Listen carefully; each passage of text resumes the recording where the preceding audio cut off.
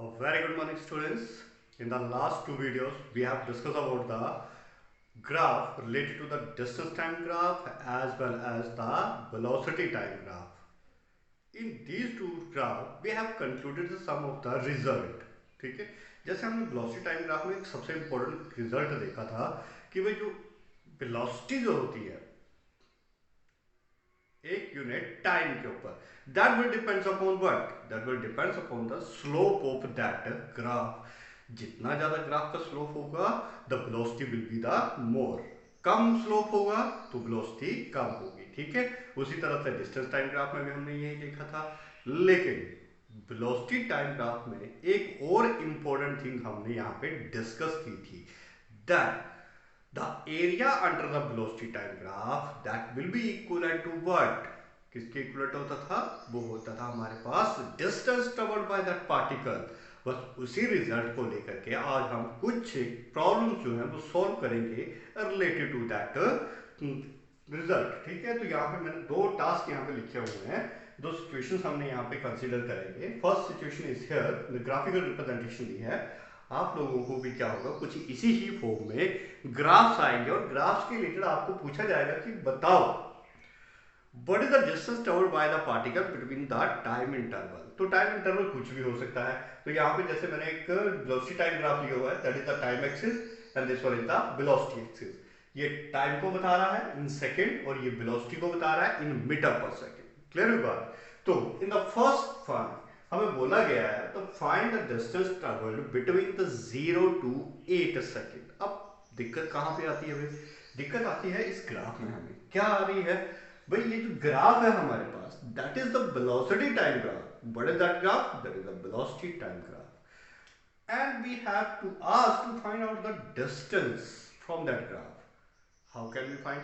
ठीक है, हमें दिया गया है वेलोसिटी टाइम ग्राफ और हमें बोला गया कि भाई डिस्टेंस निकालो. तो here the conclusion of the velocity time graph will be the applied here. कौन सा?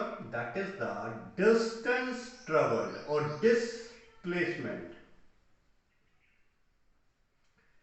will be equivalent to what? Area under velocity time graph. We have discussed about this. ठीक है, in the last video.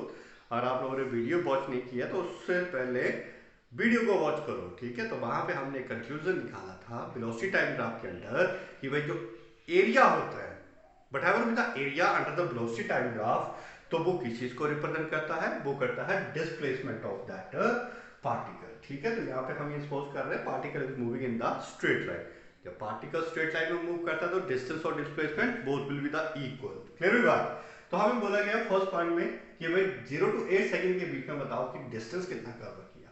तो 0 to 8 second, यहां से 0 start हुआ, ये 0 second है और यहाँ पे 8 सेकंड है. तो इस तक यहां तक 8 सेकंड तक हमें बताना कि भाई इसने डिस्टेंस कितना कवर किया. क्योंकि ये जो वैल्यूज है हमारे पास, ये तो हमारे पास किसकी वैल्यू है?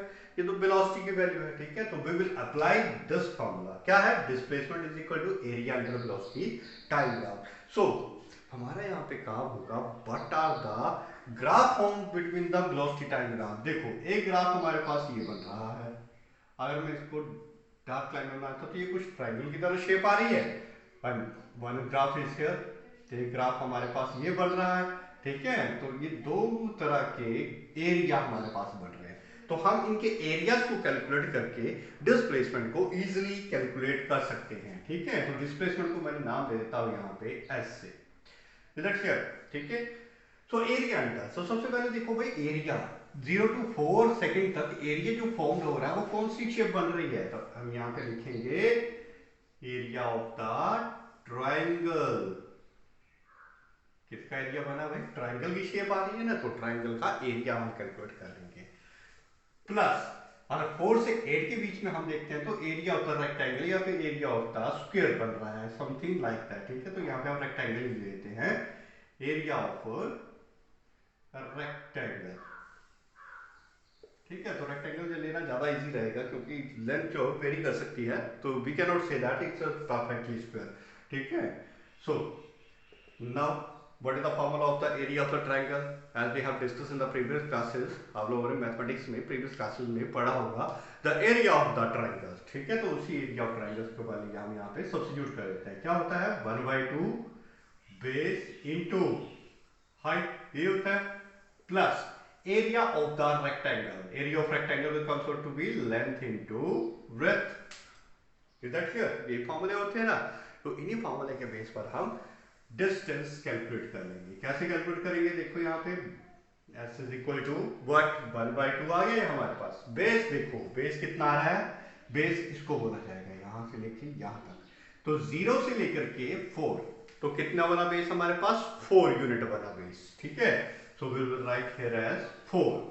हाइट, अब देखो भाई हाइट यहां से लेकर के यहां तक हाइट कितनी आ रही है? तो ये जो पॉइंट आ रहा है मेरे पास 4, इस पॉइंट से लेकर के इस पॉइंट तक जो हाइट बन रही है वो अप्रोक्सीमेटली कहां पे आ रही है? 10 के ऊपर आ रही है वैल्यू, ठीक है।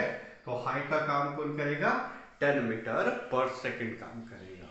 यहां तक क्लियर हुई बात? वैल्यू कैसे सब्स्टिट्यूट किया हमने? प्लस लेंथ, लेंथ कितनी है भाई? लेंथ किसकी? अब एरिया ऑफ रेक्टेंगल में चल जाओ, 4 से लेकर के यहां तक, मान लो ये मैंने लेंथ कंसीडर कर ली, यहां से लेके यहां तक, तो भाई 4 से लेके 8 तक कितनी यूनिट बन रहे हैं, ठीक है। क्योंकि ये थोड़ा लेंगे हम, पीछे वाली वैल्यू थोड़ा लेंगे, अब हम आगे वाला एरिया देख रहे हैं। तो यहां से लेकर के यहां तक जो लेंथ बनी वो कितनी आएगी? ये यहां से लेके यहां तक 8 है और यहां से लेके यहां तक 4 है, तो 8 माइनस 4 कितना बच जाएगा? 4 यूनिट बच जाएगी। तो लेंथ आई हमारे पास यहाँ पे 4 यूनिट। या तो फिर इसके बीच में देखो भाई कितने यूनिट बन रहे हैं? 4, 5, 6, 7, 8, यानी कि 4 को 0 मानते हैं तो 5, 6, 7, 8 टोटल कितने हुए? 4 यूनिट हुए। विड्थ कितनी आई इसकी भाई? टोटल विड्थ यहां से लेके यहां तक विड्थ देखो सेम भाई, विड्थ हमारे पास कितनी आ रही है? 10 आ रही है। तो यहाँ पे हमने 10 सब्स्टिट्यूट कर दिया। क्लियर हुआ? सो कैलकुलेट दिस, 2 2 4 कैंसल आउट हो गया, 2 मल्टीप्लाई बाय 10 20 आ गया, 4 मल्टीप्लाई बाय 10 40 आ गया। तो total displacement covered by this particle between the time interval 0 to 8 is 60 metre. There will comes out to be the unit that is metre. कितनी unit बनी है हमारे पास यहाँ पे? 60 यूनिट बन गई। यहां तक क्लियर हो गया कैसे किया हम लोगों ने, ठीक है। इसी वे में हम सेकंड पार्ट को भी सॉल्व कर लेते हैं। ये है फर्स्ट पार्ट का सॉल्यूशन, सेकंड पार्ट का सॉल्यूशन देखते हैं अब हम। अब सेकंड पार्ट में आ जाओ भाई। सेकंड पार्ट में देखो हमें पूछा गया find the distance travelled between the 0 to 7 second. 0 और 7 सेकंड के बीच में बताओ कि भाई पार्टिकल ने कितना डिस्टेंस ट्रेवल किया। तो सबसे पहले हमारा काम क्या है? हम ग्राफ के ऊपर नजर दौड़ाते हैं। कौन सा ग्राफ है ये? वेलोसिटी टाइम ग्राफ है। वेलोसिटी टाइम ग्राफ है और हमें पूछा गया है डिस्प्लेसमेंट निकालो या डिस्टेंस निकालो। तो b कहां पे पहुंच जाएंगे हम लोग? We will start from this value, क्योंकि हम लोगों ने इसका रिजल्ट पढ़ा हुआ है। तो रिजल्ट क्या होता है हमारे पास इसका? That the displacement is equal to area under velocity time graph. तो हम एरिया देखेंगे भाई यहाँ पे, सेम भाई मैं इसकी नोटेशन देता हूँ, s is equal to what? Area. दो तरह के एरिया बनेंगे, एरिया ऑफ ट्रायंगल, देखो ये ट्रायंगल बन रही है, मल्टीप्लाई भी प्लस एरिया ऑफ रेक्टेंगल। फॉर्मूले लगा दे फिर से वही, ठीक है, एरिया ऑफ ट्रायंगल की, क्योंकि पहले ये जो शेप बन रही है ये हमारे पास ट्रायंगल की शेप है और ये शेप बन रही है हमारे पास रेक्टेंगल की। इस इंटरवल से लेके इस इंटरवल के बीच में तो कुछ भी नहीं है, कोई एरिया नहीं है, स्ट्रेट लाइन है यहाँ पे, तो इसका मतलब ये 0 को अप्रोच कर रही है, ठीक है। कोई वेलोसिटी नहीं है, तो वेलोसिटी नहीं है तो मतलब यहाँ पे ऑब्जेक्ट क्या है? स्टैंड होगा, एक जगह पे खड़ा रहेगा यहाँ पे ऑब्जेक्ट, ठीक है। तो area of triangle base into height, area of rectangle length into breadth. Value substitute करते हैं भाई हम यहाँ पे। देखो 1/2 बेस देखो कितना है? 0 से लेके यहाँ तक, तो ये 2 और 4 है, तो इन दोनों के बीच में कौन सा इंटरवल आएगा? 3 आएगा। तो कितना बना बेस हमारे पास? 3 बन गया। क्लियर हुई बात? ठीक है। हाइट देखो भाई, ये पूरी की पूरी हाइट यहां तक जा रही है, तो यहां तक वैल्यू है हमारे पास अप्रोक्सीमेट 10, ये आ गई 10 प्लस। नेक्स्ट आ जाओ लेंथ, बस इस इंटरवल से लेकर के एरिया की लेंथ निकालनी है, यहां से लेके यहां तक, तो ये है 5 और ये है 7, तो 5 और 7 के बीच में कितना डिफरेंस हुआ? 2 का, तो कितनी यूनिट बनेगी यहाँ पे? 2 यूनिट बनेगी। हाइट देखो, लेंथ विड्थ देखो, अब इसी ऊपर की तरफ चले गए यहां तक, तो ये वैल्यू अप्रोच कर रही है हमारे पास 15 को, तो यहाँ पे हमने लिख दिया 15। क्लियर हुई बात? तो इसको कैंसिल आउट करें, 5 2 का 10, 5 3 का 15 प्लस ऑफ 215 का 30, तो आंसर आ गया हमारे पास 45 metre. In that way we can apply the velocity time graph result to solve this kind of the problem in the graphical method। Clear हुई बात? तो इस तरह की प्रॉब्लम आपको ग्राफ के थ्रू सोल्व करने के लिए आएगी, तो आपने इसी तरीके से इसको सोल्व करना है। ठीक है, थैंक यू ऑल।